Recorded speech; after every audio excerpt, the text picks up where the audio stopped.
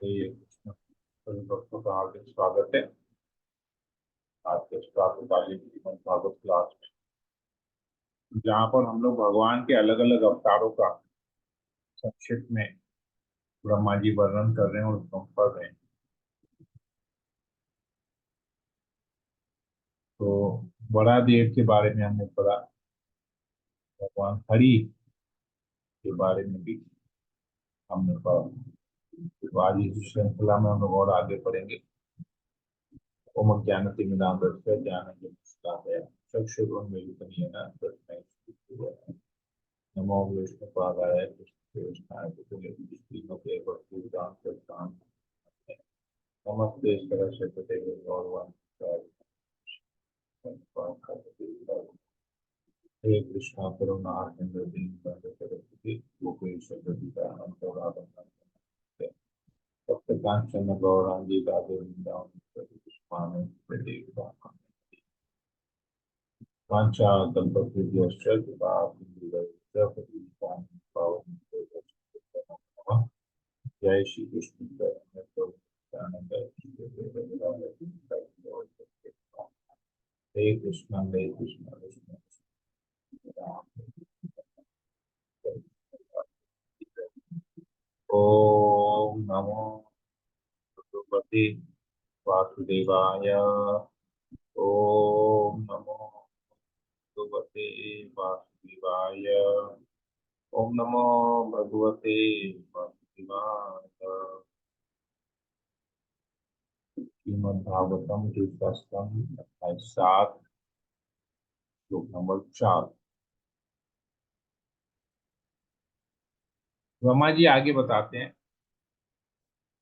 अत्रि मुनि ने भगवान से संतान के लिए प्रार्थना की और उन्होंने प्रसन्न होकर स्वयं ही अत्रि के पुत्र दत्तात्रेय, दत्त अत्रि का पुत्र के रूप में अवतार ग्रहण करने का वचन दिया और भगवान के चरण कमलों की कृपा से अनेक यदु है इत्यादि पवित्र हुए और उन्होंने भौतिक तथा आध्यात्मिक दोनों ही वर प्राप्त किए।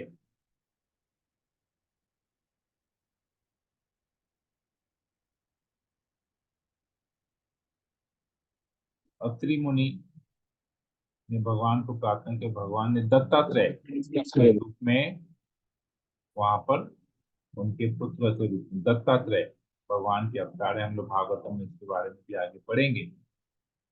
उन्होंने किया, जन्म दिया। तो अत्रि मुनि भगवान से वात्सल्य भाव से जुड़े थे, जैसे कि नंद महाराज यशोदा माई वात्सल्य भाव से है, माता पिता है भगवान के, वैसे ही अत्रि मुनि भी भगवान के पिता के समान वात्सल्य भाव से जुड़े हैं और इसीलिए अपनी भक्ति में उन्होंने सिद्धि प्राप्त की थी। भगवान अग्री किए कि ठीक है, मैं तुम्हारे पुत्र के रूप में आऊंगा। भगवान से बहुत लोग अलग अलग तरह की प्रार्थना करते हैं, लेकिन भगवान उसको कैसे एक्सेप्ट करते हैं, उस प्रार्थना को स्वीकार करते हैं और उस प्रार्थना को, उस रिक्वेस्ट को फुलफिल करते हैं, पूर्ण करते हैं, इच्छा प्रार्थना को पूर्ण करते हैं। ये हमारी भक्ति के ऊपर डिपेंड करता है, हमारी सिद्धि के ऊपर डिपेंड करता है।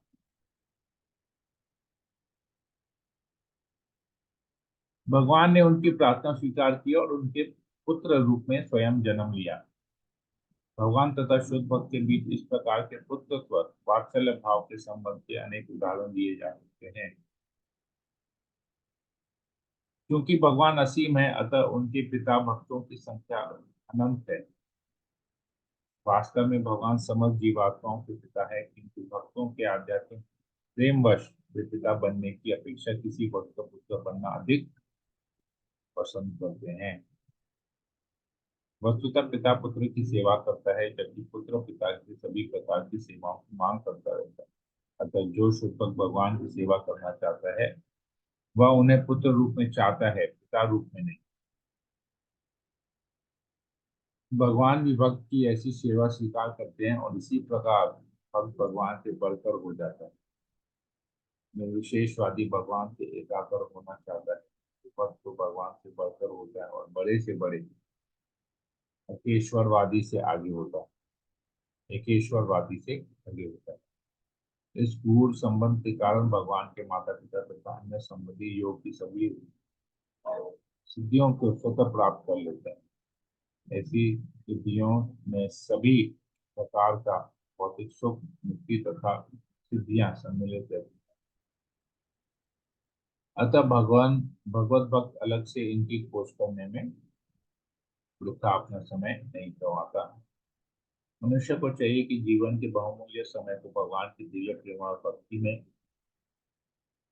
पूरी तरह लगाए, तब अन्य वांछित वस्तुएं सतत प्राप्त हो जाएंगी। किंतु इन सब उपलब्धियों के होते हुए भी मनुष्य को चाहिए कि भक्तों के चरणों पर अपराध करके गड्ढे में गिरने से अपनी सुरक्षा करे। इसका प्रत्येक प्रमाण है जिसने भक्ति के द्वारा सारी सिद्धियां प्राप्त कर ली थी, किंतु भक्त के चरणों पर अपराध करने के कारण परशुराम ने उसका वध कर दिया। भगवान अत्रि मुनि के पुत्र बनने और दत्तक पे चला।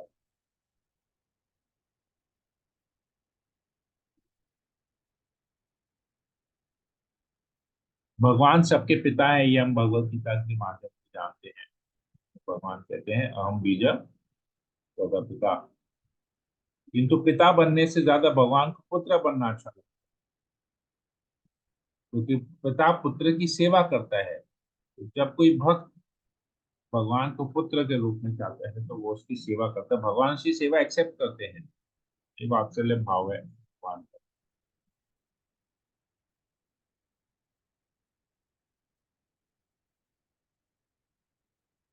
ब्रह्मा जी आगे बताते हैं, विभिन्न लोगों की उत्पत्ति करने के लिए मुझे तपस्या करनी पड़ी, और तब भगवान ने मुझसे प्रसन्न होकर चारों कुमारों सनक, सनत कुमार, सनंदन तथा सनातन के रूप में अवतार लिया।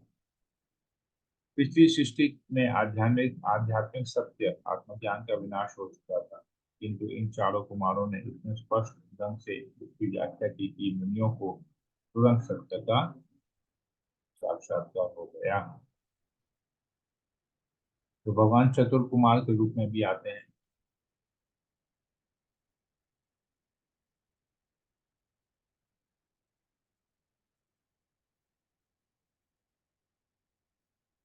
आगे कहते हैं, उन्होंने अपनी तपस्या की विधि प्रदर्शित करने के लिए धर्म की पत्नी तथा दक्ष की पुत्री मूर्ति के गर्भ से नर तथा नारायण युगल रूपों में जन्म लिया।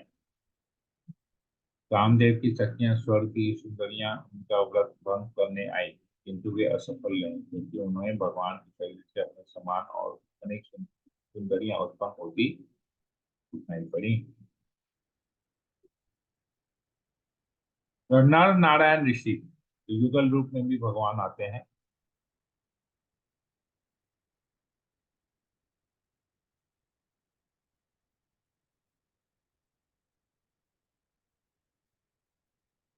धर्मराज की पत्नी जो दक्ष की पुत्री थी मूर्ति, उनके गर्भ से नर नारायण के रूप में भगवान प्रकट हुए।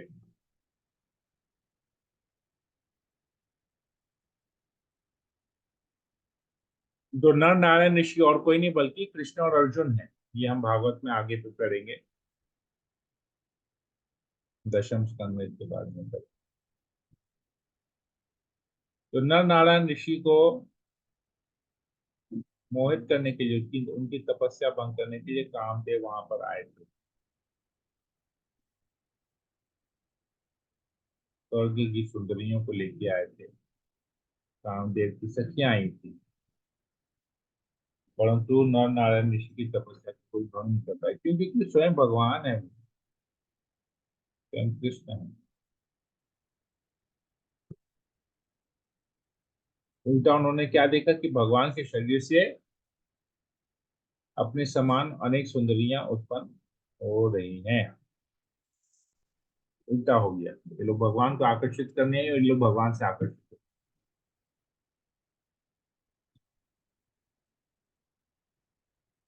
इसका एक बहुत सुंदर इमेज है, जिससे हम इस लीला को समझ सकते हैं।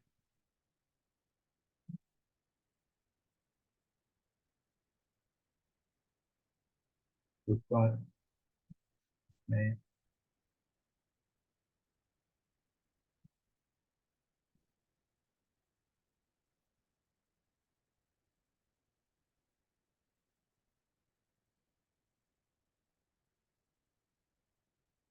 ये है वो।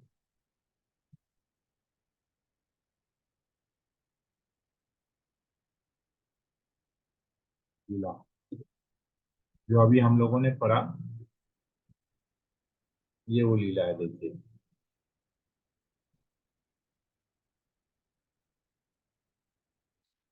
नर नारायण ऋषि, ये और कोई नहीं, कृष्ण और अर्जुन है।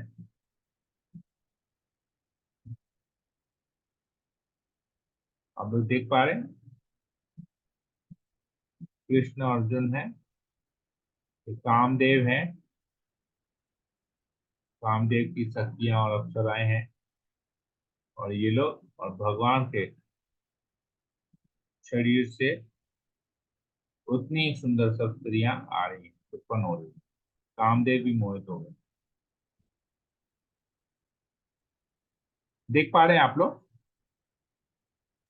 हाँ नहीं प्रभु जी, प्रभु जी, देख वहाँ पा नहीं दिखाता है, कुछ तो नहीं दिख रहा है। दिख रहा है, नहीं दिख रहा है? नहीं प्रभु जी, नहीं दिख रहा है। किसी को नहीं दिख रहा है? नहीं प्रभु नहीं दिख रहा। नहीं हमें दिख रहे। एक मिनट, नहीं प्रभु जी, नहीं दिख रहा। एक मिनट।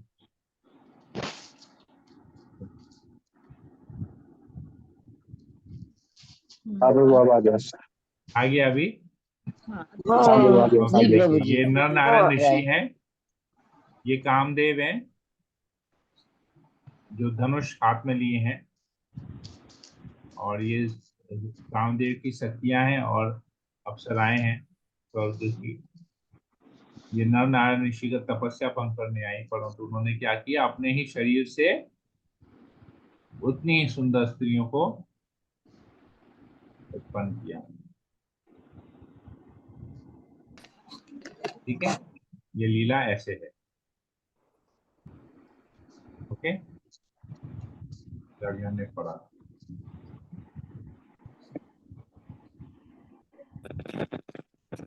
आगे पढ़ लेते हैं।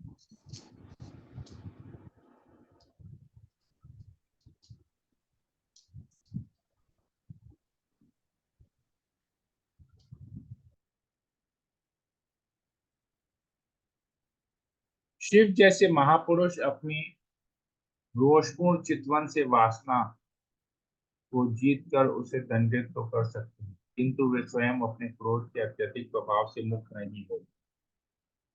ऐसा क्रोध कभी भी उनके भगवान के हृदय में प्रवेश नहीं पाता, क्योंकि वे इससे ऊपर है।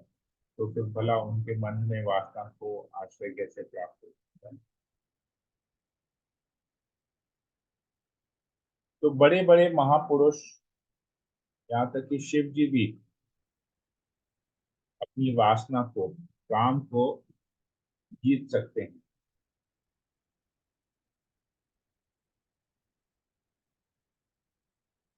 किंतु वो लोग क्रोध से, वो क्रोध के प्रभाव से नहीं छूटे हैं। तो हम जानते हैं कि शिव जी भी क्रोध करते हैं, इसलिए उनका नाम रुद्र है।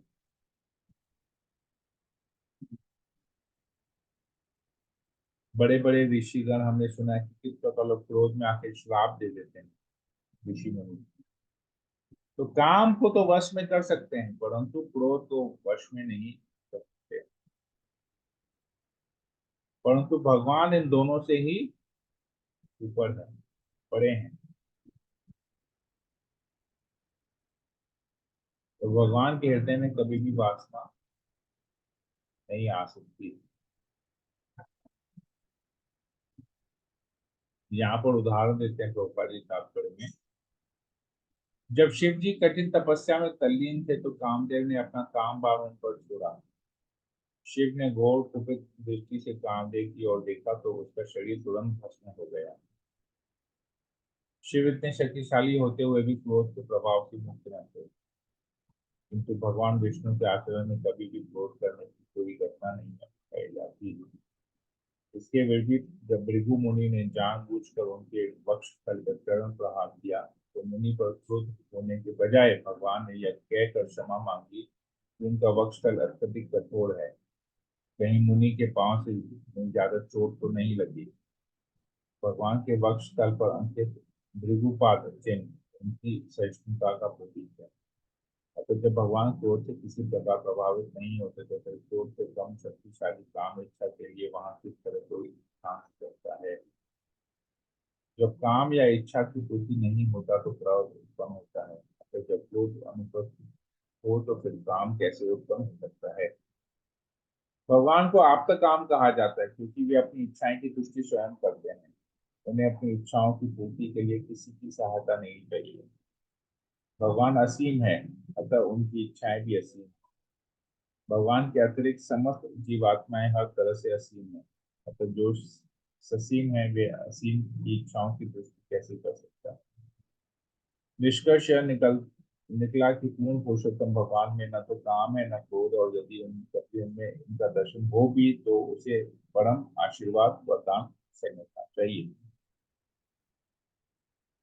तो यही कामदेव शिव जी के ऊपर भी अटैक किया, भगवान के ऊपर अटैक किया, तो भगवान ने बहुत सारी स्त्रियों को दिखा दिया, उसी को ही मोहित कर दिया।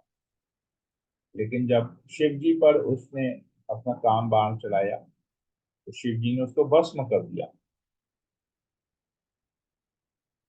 इससे पता चलता है कि भले काम वासना को कंट्रोल कर ले पर क्रोध को कंट्रोल कर पाना बहुत मुश्किल है, केवल भगवान ही है ऐसे। तो एक और लीला आती है यहाँ पर,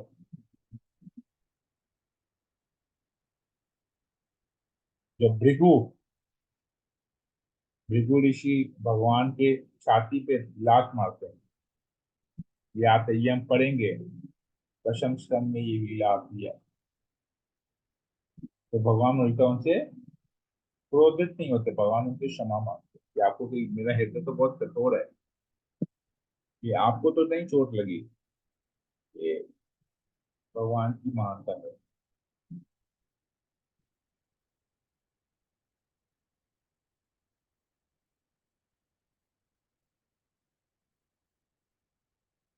राजा की उपस्थिति में सौतेली माता के कटु वचनों के से अपमानित होकर राजकुमार ध्रुव बालक होते हुए जीवन में कठिन तपस्या करने लगे।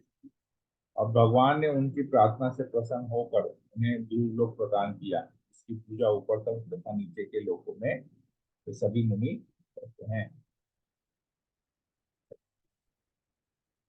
तो ध्रुव महाराज की लीला के बारे में बताते हैं कि भक्त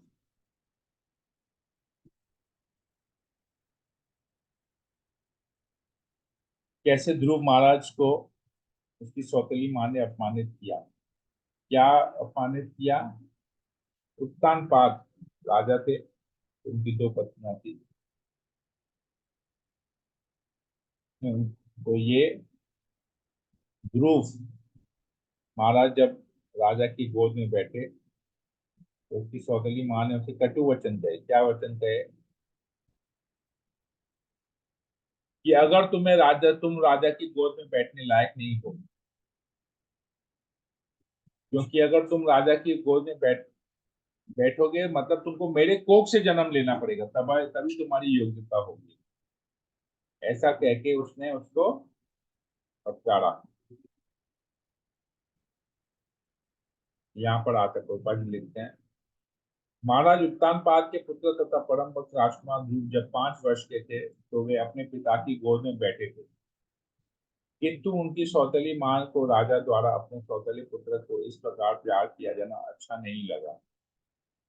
उसने उन्हें यह कहते हुए खींच कर उतार दिया कि चूंकि वह उसकी कोख से उत्पन्न नहीं है, अतः राजा की गोद में बैठने का अधिकार नहीं है। वह नन्हा बालक अपनी सौतेली मां के इस व्यवहार से अत्यंत अपमानित हुआ। उसके पिता ने कोई भी प्रतिवाद नहीं किया, क्योंकि वह अपनी उसी दूसरी पत्नी के प्रति अत्यधिक आसक्त थे। इस घटना के बाद राजकुमार ध्रुव अपनी मां के पास गए और शिकायत की। उनकी सगी मां भी इस अपमानजनक आचरण के प्रति कोई कदम नहीं उठा सकती थी, इसलिए वह रोने लगी। बालक ने मां से पूछा कि वह किस प्रकार अपने पिता के सिंहासन पर बैठ सकता है। बेचारी मां ने कहा कि भगवान ही एकमात्र उसके सहायक हो सकते हैं। बालक ने पूछा कि भगवान कहाँ मिलेंगे, तो मां ने कहा कि लोग कहते हैं कि भगवान मुनियों को कभी कभी घने वन में दिखते हैं। बालक राजकुमार के बालक राजकुमार ने निश्चय किया कि वह अपने लक्ष्य को की पूर्ति के लिए जंगल जाकर कठोर तपस्या करेगा। राजकुमार ध्रुव ने अपने गुरु नारद के आदेश अनुसार, जिन्हें भगवान ने इस कार्य के लिए विशेष तौर पर नियुक्त किया है, कठिन तपस्या की। नारद ने उन्हें 18 अक्षरों वाला मंत्र को जपने की दीक्षा दी। यह मंत्र है ओम नमो भगवते वासुदेवाय।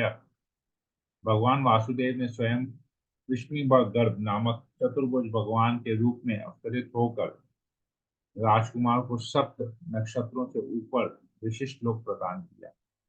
अपनी तपस्या में सफलता प्राप्त कर लेने के बाद राजकुमार ध्रुव को भगवान के साक्षात दर्शन हुए। इस प्रकार उनकी सारी कामनाएं पूरी हो गई और वे संतुष्ट रहे। राजकुमार ध्रुव महाराज को जो लोक मिला वह भगवान वासुदेव की इच्छा से भौतिक आकाश में स्थित अचल वैकुंठ लोक है। इस लोक का भौतिक संसार में होने के बावजूद भी प्रलय के समय विनाश नहीं होगा। प्रत्युत वह अपने स्थान पर अचल रहेगा। क्योंकि यह कभी न नष्ट होने वाला वैकुंठ लोक है, इसलिए न केवल उसके नीचे स्थित सप्त नक्षत्रों के वासी उसकी पूजा करते हैं, वरन जो लोग उससे ऊपर हैं उनके वासी भी वैसा ही करते हैं। महर्षि भृगु का लोक ध्रुव लोक से ऊपर स्थित है। अतः भगवान ने अपने भक्त की इच्छा पूर्ति के लिए कृष्ण गर्भ के रूप में अवतार लिया और राजकुमार ध्रुव ने भगवान के अन्य शुद्ध भक्त नारद से दीक्षा लेकर केवल मंत्र के जप से सिद्धि प्राप्त की। अतः एक शुद्ध भक्त से पथ प्रदर्शन प्राप्त करके गंभीर महापुरुष अपना लक्ष्य प्राप्त कर सकता है। ऐसा पथ प्रदर्शन कर संभव प्रकार से भगवान से मिलने की दृढ़ इच्छा होने पर स्वतः मिल जाता है। राजकुमार ध्रुव के कार्यकलापों का वर्णन श्रीमद् भागवत के चतुर्थ स्कंध में पढ़ने को मिलेगा। तो ध्रुव महाराज की इच्छा पूरी हुई कैसे? उसके पथ प्रदर्शक गुरु, उसकी माँ ने उसे गाइड किया कि जंगल में जाओ, भगवान वहीं मिलेंगे। फिर दीक्षा गुरु नारद मुनि ने उनको मंत्र दीक्षा दी और अल्टीमेटली उनको भगवान की प्राप्ति हुई। तो ये परंपरा, प्रामाणिक गुरु की अगर दीक्षा होता है तो भगवान की उपलब्धि होती है। तो ये यहाँ पर एग्जाम्पल है। हम लोग भी जब किसी शुद्ध भक्त के गाइडेंस में, परंपरा में जो भक्त ज्ञान दे रहा है उस भक्त से अगर हम ज्ञान लेते हैं और प्रामाणिक गुरु से, परंपरा में जो गुरु है प्रामाणिक गुरु से अगर हम दीक्षा लेते हैं तो उनको भी भगवत प्राप्ति होगी। ध्रुव महाराज इसके एग्जाम्पल। तो यहाँ पर भी भगवान अवतार लेते हैं, ध्रुव महाराज के सामने आते हैं। तो कृष्ण गर्भ नामक चतुर्भुज रूप में भगवान ध्रुव महाराज के सामने प्रकट होते हैं। हरे कृष्ण। नींद पड़ी रखते हैं। किसी वक्त कोई प्रश्न हो पूछ सकते हैं।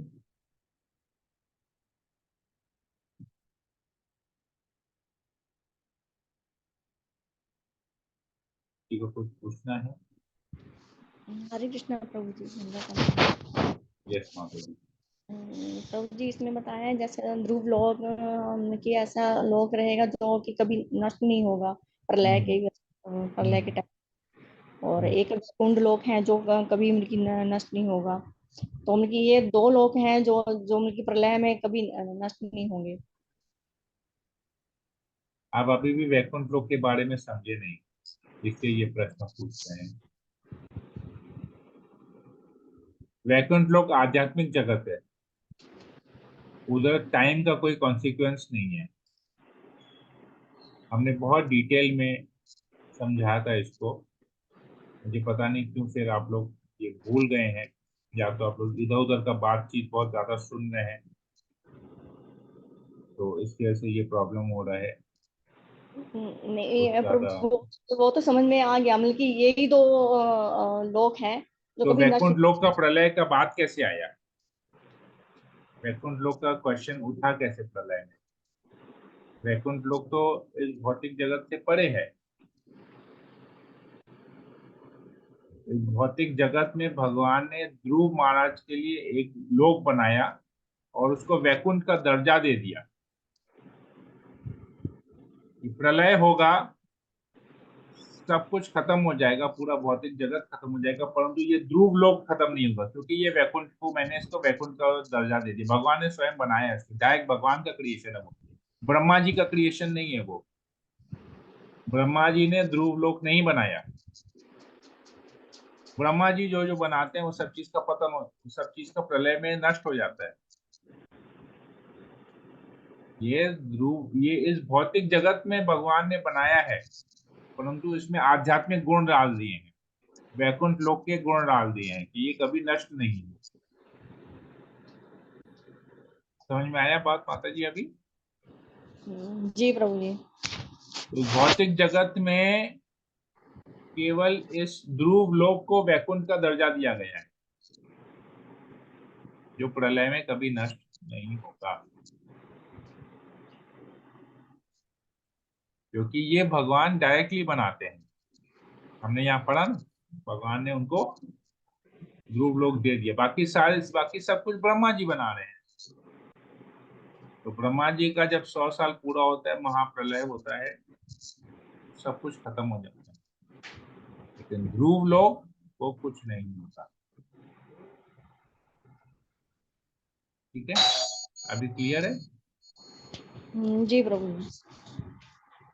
तो वैकुंठ लोक इस भौतिक जगत से परे है। हमने पढ़ा था 75% is spiritual world, 25% is material world. तो स्पिरिचुअल वर्ल्ड और मटेरियल वर्ल्ड के बीच में एक पर्दा है, एक कर्टेन है, जिसे ब्रह्म ज्योति कहते हैं। एक पर्दा है, ब्रह्म ज्योति के उस पर वैकुंठ जगत है। लेकिन बहुत लोग ब्रह्म ज्योति में ही जाके खुश हो जाते हैं कि बस हम ब्रह्म ज्योति में आ गए, विलीन हो गए। नहीं, ब्रह्म ज्योति को पार करके जाना पड़ता है, तब वैकुंठ लोक आता है।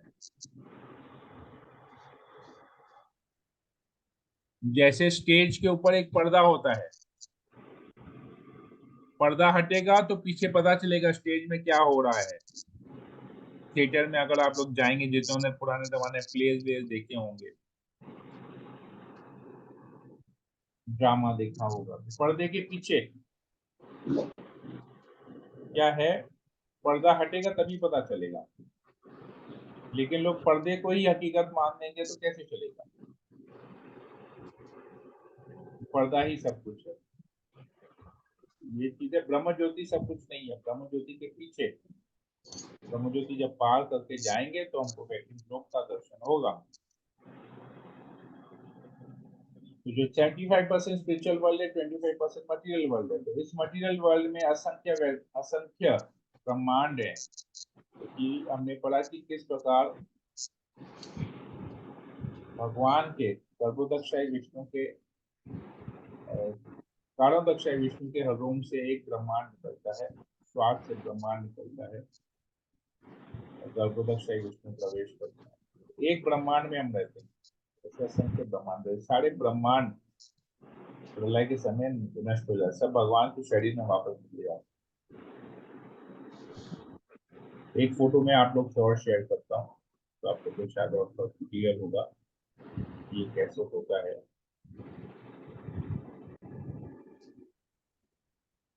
ये देखिए, ये है भगवान कारण दक्षाई विष्णु, जो कारण सागर में सोए हुए हैं। इनके स्वाद से, इनके हर एक रोम से एक एक ब्रह्मांड निकलता है, और हर ब्रह्मांड में भगवान प्रवेश करते हैं गर्भोदक्षाई विष्णु के रूप में। देखिए, ये एक ब्रह्मांड में भगवान गर्भोदक्षाई विष्णु के रूप में प्रवेश किए, और गर्भोदक्षाई विष्णु के कमल नाभ से कमल का फूल निकलता है, जिसमें ब्रह्मा जी की उत्पत्ति होती है। और फिर ब्रह्मा जी इस ब्रह्मांड में सारे बाकी लोगों को बनाते हैं, सारे प्लैनेट्स को बनाते हैं। ऐसे असंख्य ब्रह्मांड है, सारे प्लैनेट्स को बनाते हैं। वो सारे प्लैनेट, सारे लोग भौतिक जगत कहलाते हैं, और इसी ब्रह्मांड के अंदर में भगवान एक वैकुंठ लोक बनाते हैं, उसका नाम है ध्रुव, ध्रुव लोक, ध्रुव महाराज। उसका कभी प्रलय के समय कभी वो विनाश नहीं, का नाश किया। ठीक है, क्लियर है माता जी? आई होप आपकी बात क्लियर हो गया पूरा, कोई जी। डाउट नहीं रहेगा। ठीक है, बहुत बहुत धन्यवाद। और किसी को कुछ पूछना है?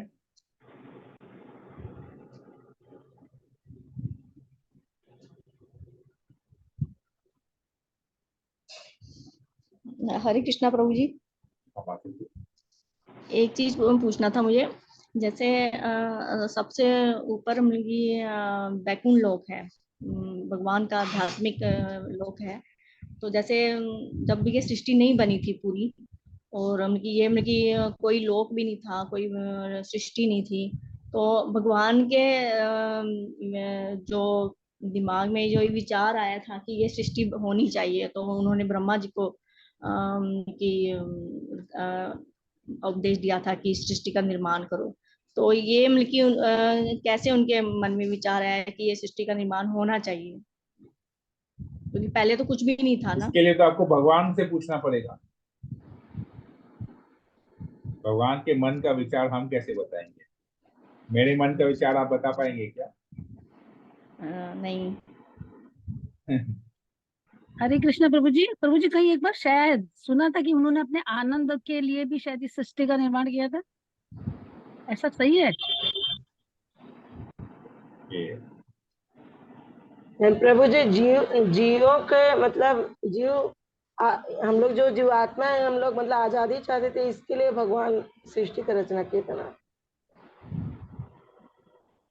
ठीक है। जीवों को अपने। प्रभुपाद जी बताते हैं कि ये सृष्टि का निर्माण का समय कोई तय नहीं कर सकता है कि कब ये हुआ। ठीक है, प्रभुपाद जी कहते हैं ये समय कोई तय नहीं कर सकता कि कब हुआ। एक्चुअली हमारी भौतिक बुद्धि है ना, हमारी सोच बहुत छोटी है। छोटी इन द सेंस कि हमारी लिमिटेड सोच है, बहुत सीमित है, सीमित। तो हम लोग सब चीज ना टाइम कैलकुलेशन के हिसाब से लेते हैं। 24 घंटा, 7 दिन, 30 दिन, मतलब 24 घंटा, एक हफ्ता, एक महीना, एक साल, 100 साल, 1000 साल, हम लोग कैलकुलेशन में जाते हैं। क्यों? क्योंकि हम इस भौतिक जगत में कैलकुलेशन, टाइम कैलकुलेशन बहुत इंपॉर्टेंट है। आध्यात्मिक जगत में काल का प्रभाव नहीं है, भौतिक जगत में काल का प्रभाव है, इसलिए इसका सृष्टि और प्रलय है। आध्यात्मिक जगत में काल का प्रभाव नहीं। तो कब इसकी सृष्टि हुई, कब इसकी रचना हुई, आप इसको अंदाज नहीं लगा सकते। तो इसको कल्पना करने से अच्छा है कि हम भगवत धाम चले जाएं और ये सब चीज से पढ़े। इसलिए हम भौतिक जगत में से ये सब चीज प्रश्न आते हैं कि कब ऐसे हुआ, क्यों किया।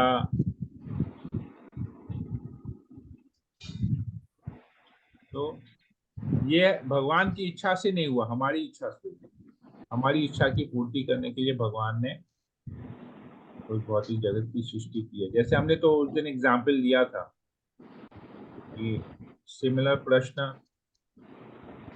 नेहा शर्मा माता जी ने पूछा था, तो हमने 2 उदाहरण देके समझाए थे। एक छोटी बच्ची का उदाहरण और एक छोटे बच्चे का उदाहरण। तो आपने वो उदाहरण सुना था? जी प्रभु जी।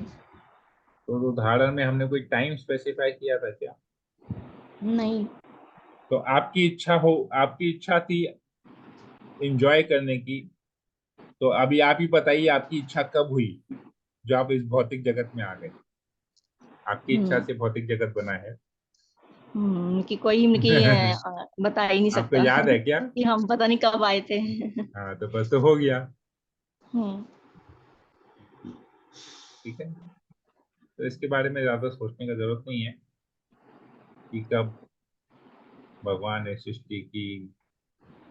क्योंकि हम जैसे बद्ध जीवों की भौतिक इच्छाओं को पूरी करने के लिए कि अब सृष्टि कर लिया, आ गए हैं, वापस चले जाए ना। सुख तो है नहीं यहाँ पर, इतना ही टेंशन है, शारीरिक प्रॉब्लम है, जन्म मृत्यु जरा, जन्म मृत्यु बुढ़ापा बीमारी का प्रॉब्लम है, और अंदर का क्लेश है, दूसरों से क्लेश मिलता है, आदि दैविक क्लेश है, सब चीज से निकलना चाहिए। निकलने का प्रयास करो, उसके बारे में सोचें। कब सृष्टि हुई उसके बारे में सोचने की जरूरत नहीं है। भगवान ने कब इच्छा की, हमने कब इच्छा की, नहीं, हमने की है, आ गया है, अब यहां से निकलो। पता चल गया ना प्रॉब्लम क्या है, प्रॉब्लम क्या है पता चल गया, सोल्यूशन क्या है पता चल गया। प्रॉब्लम कब अराइज हुआ इसको और सोचने का क्या फायदा, जब उपाय हाथ में है। उपाय के बारे में सोचें, ज्यादा सेंसिबल वही रहता है, बुद्धिमान व्यक्ति उपाय मिलने के बाद उपाय को अपनाता है, न कि प्रॉब्लम के बारे में सोच के प्रॉब्लम कब स्टार्ट हुआ, कैसे स्टार्ट हुआ उसके बारे में। उसके बारे में सोचने से हल नहीं मिलेगा ना, हल तो आपके पास है। हल को अपनाएंगे जीवन में तो फिर और आगे कुछ सोचने का जरूरत नहीं। ठीक है, आप बताइए। हाँ प्रभु जी, वो हम लोग मिलके इसका मतलब बहुत लकी हैं कि हमें प्रॉब्लम और सोल्यूशन दोनों ही मिल गए, और पता इस चल वजह से गया है, मिल गया नहीं है, पता चल गया है। पता चल गया, हम इसका ज्ञान हो गया हम लोग को। हाँ, अभी मिला सोल्यूशन, मिला नहीं है, सोल्यूशन पता चला है, हाँ। अभी सोल्यूशन अपना रहे हैं अपने जीवन। उनकी हम लोग उनकी बहुत सारे लोगों में से लकी हैं कि हम लोग को इस चीज का ज्ञान करोड़ों हो में रहा से, है धीरे धीरे। करोड़ों में से एक लाख, करोड़ों में से एक। मेरी हम्म, मेरी मेरी सास मुझे बोलती है, मेरा नाती ना, मेरा जमाई जो है लाखों में एक है। हम बोलते हैं, हम बोला लाखों में नहीं करोड़ों में एक है, भक्ति हम ही कर रहे हैं, और तो कोई कर नहीं रहा है, तो करोड़ों में एक है हम। भगवान कहते हैं करोड़ों में एक है, आप कहते हैं लाखों में एक है। अब किसका बात माने, आपका बात माने ना भगवान का बात। तो फिर अपने आप का अभी अभी मेरे को बोलती है करोड़ों में एक। मैं बोलता और भी चाहिए क्या, ऐसे तो करोड़ों की आबादी बहुत है, ज्यादा नाटकी चाहिए तो बोलिए। तो बोली नहीं नहीं एक ही काफी है। बोला बस तो हो गया, जरूरत नहीं और किसी के बारे में। ठीक है, तो एक ही। हम की कई बार ऐसे होता है कि हम लोग भी जैसे कोई हम लोग किसी से मिलते हैं या अपने फ्रेंड सर्कल में भी हम लोग मतलब कि भगवत गीता या भागवतम के बारे में बताते हैं, या उनकी किसी चीज के बारे में बताते हैं कि ऐसा ऐसा है, तो उनकी कोई उनकी समझना ही नहीं चाहता है कि नहीं ऐसा। उनकी उनको उनकी किसी चीज से कोई मतलब नहीं है, उनको लगता है कि हाँ पूजा पाठ कर्म कांड करना है और यही सब कुछ है। तो मतलब कि वो जब तक उनकी कृपा नहीं होगी तब तक हम लोग समझ नहीं पाएंगे, या हम लोगों को ये ज्ञान नहीं मिल पाएगा। बहुत सारे लोगों को उनकी समझना ही नहीं चाहते।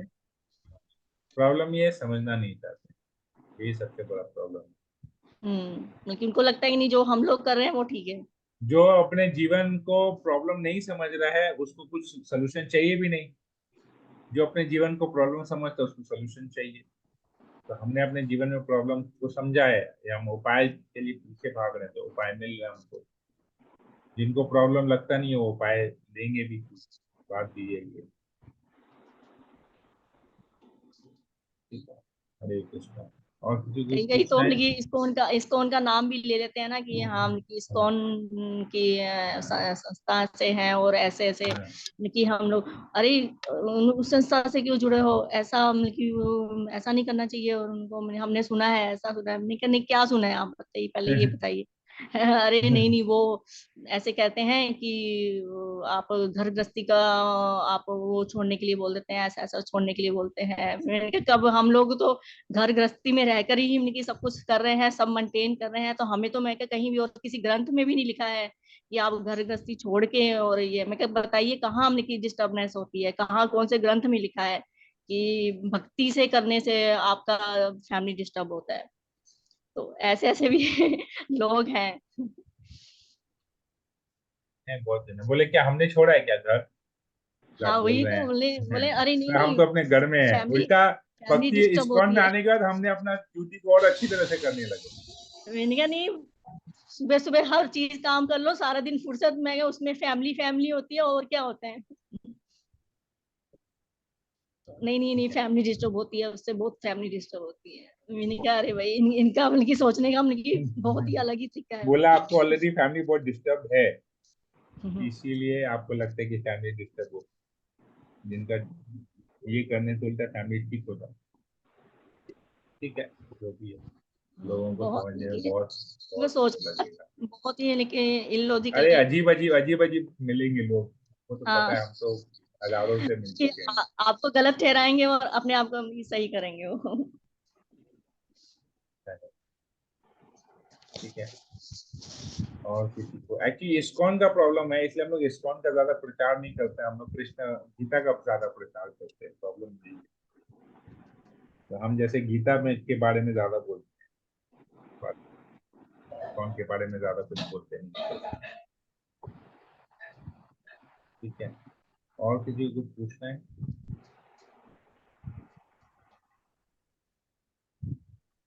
नहीं प्रभु ठीक जी। है, फिर हम सेशन को यहीं एंड करते हैं। हरे कृष्णा हरे कृष्णा कृष्ण कृष्ण हरे हरे कृष्ण हरे राम संवेद भक्त जिंदगी जय जय हरे कृष्ण। हरे कृष्ण प्रभु जी हरे दंडवत कृष्ण प्रभु जी, दंडवत प्रणाम।